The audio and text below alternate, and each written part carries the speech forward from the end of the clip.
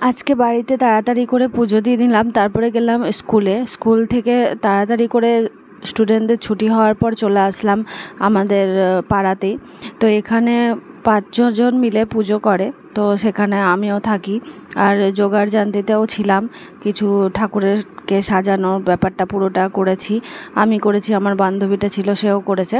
এছাড়াও বৌদিরা যারা রয়েছে পাড়াতে তারাও অনেক হেল্প করেছে, মানে যারা এই পুজোর সাথে একদম জড়িত আছে, যারা সবাই মিলে পুজোটা করছে তারাও এখানে ফল কাটা বা সব তালের বড়া তৈরি করা, এই সব কাজগুলো সবাই মিলে করা হলো। তারপরে তো পুরো রেডি হয়ে গেছে, ঠাকুরমশাই চলে এসেছেন পুজো করতে। এটা এই নিয়ে আমাদের 5 বছর পুজোটা হচ্ছে এখানে, লোকনাথ বাবার পুজো। আমি ঘরেও পুজোটা সেরে নিয়েছি, তারপরে এখানে চলে আসলাম পুজোটা করতে। আমার ফাস্টিং ছিল, তো যাই হোক আমি উপোস করে আছি সকাল থেকেই পুষ্পাঞ্জলি দেব বলে। আমার এই নিয়ে 2 বছর হচ্ছে আমি এই লোকনাথ বাবার উপোস করছি, 3 বছর করব, এটাই আমার মনস্কামনা আর কি। তো যাই হোক, পুজো শুরু হয়ে গেছে আমাদের, পুজো চলছে। আর ডেকোরেশনটা দেখুন, খুব সুন্দর করেছে, ফুল দিয়ে পুরো সাজানো হয়েছে এখানটা। বৃষ্টি হলে তো অবস্থা খুবই খারাপ হতো। যাই হোক, ওয়েদার কিন্তু বেশ ভালো ছিল, রোদ ছিল।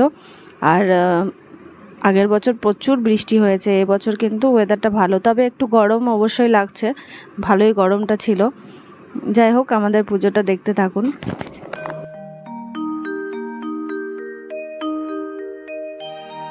वक्रतुण्ड महाकाय सूर्यकोटि समप्रभा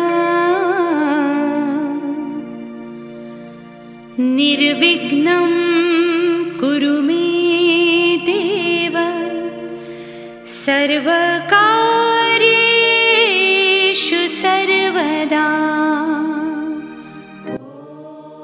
মেজকা খুব ভালো পুজো করে। আর পুচকাটা দেখছেন উলু দিচ্ছে, কি সুন্দর উলু দিচ্ছে, বাচ্চা হয়েও এত সুন্দর ভক্তি না, খুব ভালো লাগছে ওকে দেখে। তারপর বিকেলবেলা প্রসাদের একটু ছিল, প্রসাদ খাওয়ানোর ব্যাপার ছিল, তো প্রসাদ খেলাম এখানে খিচুড়ি। আর দুপুরবেলা তো উপোস করেছিলাম, তারপরে বৌদির বাড়িতে নিমন্ত্রণ ছিল, ওখানেই খাওয়া দাওয়া করেছি। আর বিকেলবেলাতে এখানে খিচুড়ি ছিল, মিক্সড ভেজ ছিল, আর ছিল পায়েস। অসাধারণ খেতে হয়েছিল। আর ঠাকুরের প্রসাদের কোনো মানে তুলনাই হয় না, ভালোই খেতে হয়। প্রচুর লোকও এসেছিলো প্রসাদ নিতে। আজকের প্রসাদ বিতরণ করে আজকের দিনটা কাটালাম। আবার দেখা হচ্ছে অন্য একটা ব্লগে, সাথে থাকুন, পাশে থাকুন। ভিডিও ভালো লাগলে অবশ্যই লাইক করবেন, শেয়ার করবেন, সাবস্ক্রাইব করবেন আমার চ্যানেলটা। টাটা।